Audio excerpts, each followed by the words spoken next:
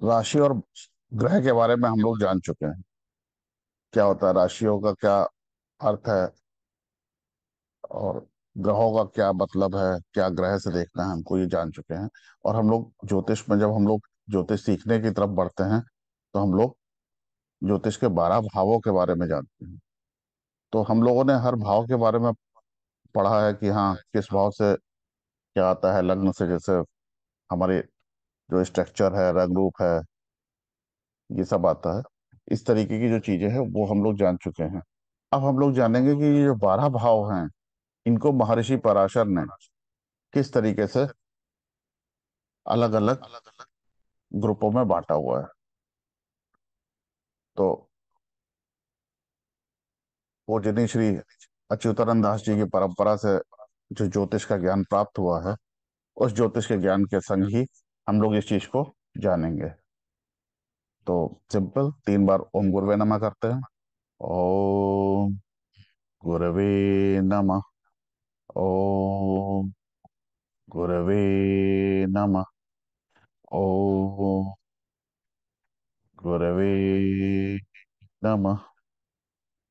अब हम लोग बढ़ेंगे कि क्या होते हैं ये केंद्र भाव, या इस तरीके से हम लोग किस तरीके से भाव को ग्रुप में बांट सकते हैं।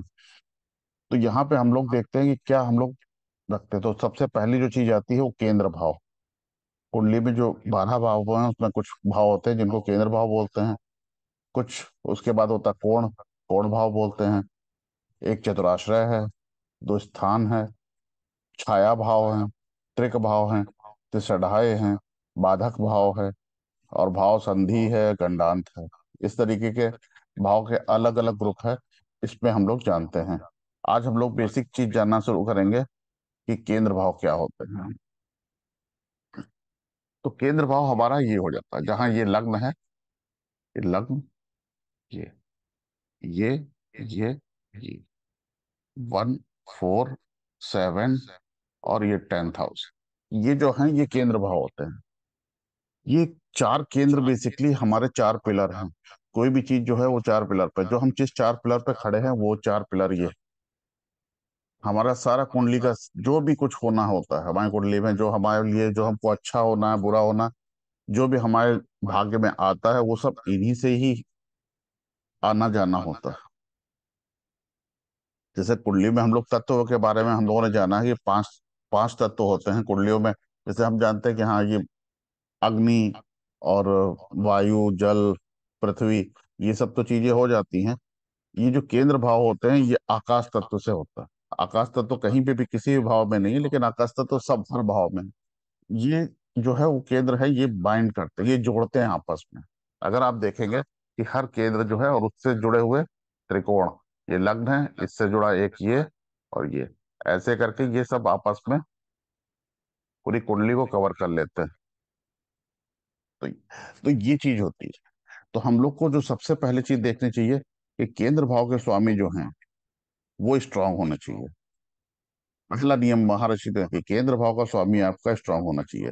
जिस भी केंद्र भाव का स्वामी अगर आपका कुंडली में स्ट्रांग नहीं है, नीच का है, उसका नीच भंग नहीं हुआ है, वो पाप कर्तरी में है, या तो वो भाव ही पाप कर्तरी में है, तो वहां से जो उस केंद्र से जो चीजें आपको मिलनी है वो आपको उनमें प्रॉब्लम होगी।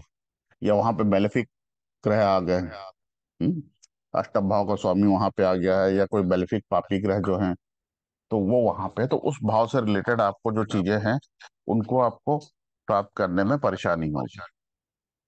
तो केंद्र भाव जो है वो हमारे बहुत इंपॉर्टेंट भाव है, और इनको हमें हमेशा मेंटेन करना है। ठीक है। तो अगर आपका लग्न, जो लग्न का जो भी लॉर्ड है, जो लग्न का जो भी स्वामी है, वो अगर स्ट्रांग नहीं है, तो आप देखोगे कि आपको आपकी जो बुद्धि का स्तर आ रहा है, या आपकी जो फिजिक्स है, बॉडी जो आपकी जो फिजिक्स है, बॉडी है, जो आपका रंग रूप है, उस पर काफी कुछ इम्पैक्ट उसका पड़ता है। तो अपने जो भी केंद्र का लॉर्ड है उसको स्ट्रांग करिए। लग्न लॉर्ड अगर आप स्ट्रांग करेंगे तो आपके बॉडी, रूप, रंग, आपके काम करने के जो तरीके हैं, उन सब चीजों पे, आपका नेम फेम सब पे आपका असर आएगा। फोर्थ हाउस का अगर आप जो केंद्र का स्वामी है उसको अगर आप स्ट्रांग होगा, तो आपका घर, मदर, वाहन, प्रॉपर्टी, सारा कुछ आपकी जो चीजें हैं वो मेंटेन होंगी। सेवेंथ हाउस का अगर जो स्वामी है वो स्ट्रांग होगा, तो आपकी पत्नी, आपकी पार्टनरशिप, आपका व्यापार, ये सब चीजें जो हैं वो बहुत आसान से रहेंगे। टेंथ हाउस का अगर जो स्वामी है वो अगर स्ट्रांग है, तो मतलब आपका जो वर्क है, वर्क प्लेस है, ये सब चीजें जो है वो बहुत अच्छे से रहेंगे, है ना। और अगर लेडीज की कुंडली में टेंथ हाउस का स्वामी है, स्ट्रांग है, तो पति पति उनको अच्छा मिलेगा। ठीक है। इसी तरीके से अगर ये हमको देखना है कि कोई भी लग्न, अब जैसे मान लीजिए ये लग्न भाव है, अब यहाँ पे अगर शनि हो गया और यहाँ पे मंगल हो गया, तो ये क्या हो गया, लग्न जो है ये पाप कर्तरी में आ गई। तो यहाँ पे यानी वो लग्न में पाप कर्तरी, यानी लग्न में कुछ ना कुछ कमजोरी है, तो वो परेशानी आपको निश्चित झेलनी होगी। ठीक है। तो ये, तो केंद्र भाव में हमको अपना ध्यान रखना है कि इनको स्ट्रांग करना है। और केंद्र भाव चूंकि हमने बताया कि ये जो जुड़ा हुआ है, ये आकाश तत्व से, आकाश तत्व के जो देवता हैं वो विष्णु हैं। तो सारे केंद्र भाव जो हैं वो हमारे लिए एक तरीके से देखें तो विष्णु स्थान हो जाते हैं। और बहुत जरूरी होता है कि आप उनको मेंटेन करें। आगे आप लोग देखेंगे कि ये जो चार विष्णु के जो पूर्ण अवतार हैं, वो भी इन चार केंद्रों से आते हैं। वो हम आप जब आगे पढ़ेंगे इस चीज में, भाव में, तब आप लोग को ये बताया जाएगा। तो वहां से हम लोग फिर वो देखेंगे कि कौन से केंद्र भाव के लिए कौन से विष्णु अवतार, जो चार पूर्ण जो अवतार हुए हैं उनमें से कौन सा अवतार जो है वहां पे आता है। ठीक है। तो जय राम कृष्ण, इस तरीके से। तो ये चीजें हो जाती हैं। इसके बाद क्या आता है, इसके बाद आता है हमारा कोण भाव। अब कोण भाव कौन से होते हैं, ये 5 9 वाले, 5 9। और ये लग्न जो है, वन वाला जो है, ये केंद्र भी है और त्रिकोण भी है। तो ये त्रिकोण या कोण भाव, ये कोण भाव होते हैं, है ना। केंद्र भाव में जो हम लोगों ने था, यहाँ पे चंद्रमा की स्ट्रांगनेस होती है, त्रिकोण भाव में सूर्य की स्ट्रांगनेस होती है। और त्रिकोण भाव जो है ये हमारी सारी जो चीजों को पूरा करने के लिए, हमारा धर्म, हमारे हमारा पास्ट और फ्यूचर, इसके लिए बहुत इंपॉर्टेंट होता है। नाइन्थ हाउस जो है वो हमारे पिता होते हैं, जो हमारा पास्ट है। फिफ्थ हाउस से बच्चे होते हैं, जो हमारा फ्यूचर है। ये सारी चीजों के लिए बहुत इंपॉर्टेंट है। और इनको लक्ष्मी स्थान भी कहा जाता है।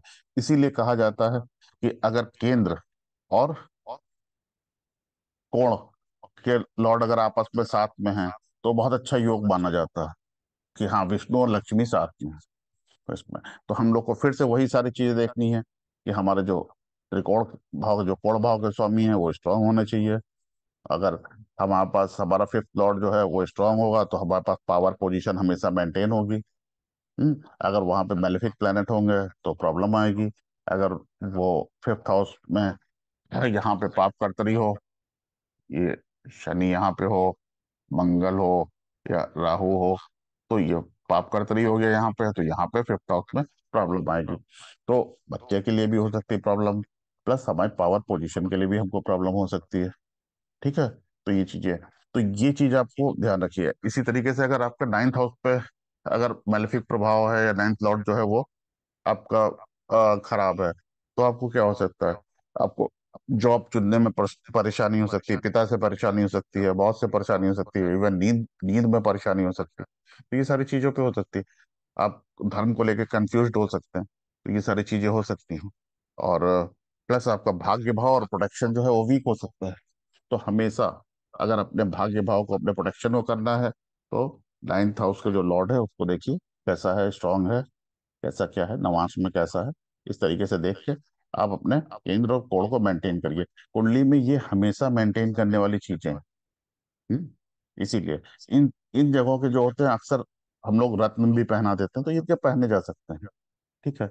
ये चीजें। For more such information, you can comment in the comment section below. Also, you can ask your queries. For more detailed information, you can also join our Jyotish course from our website. Link is in the description. Subscribe to our YouTube channel for such informative content.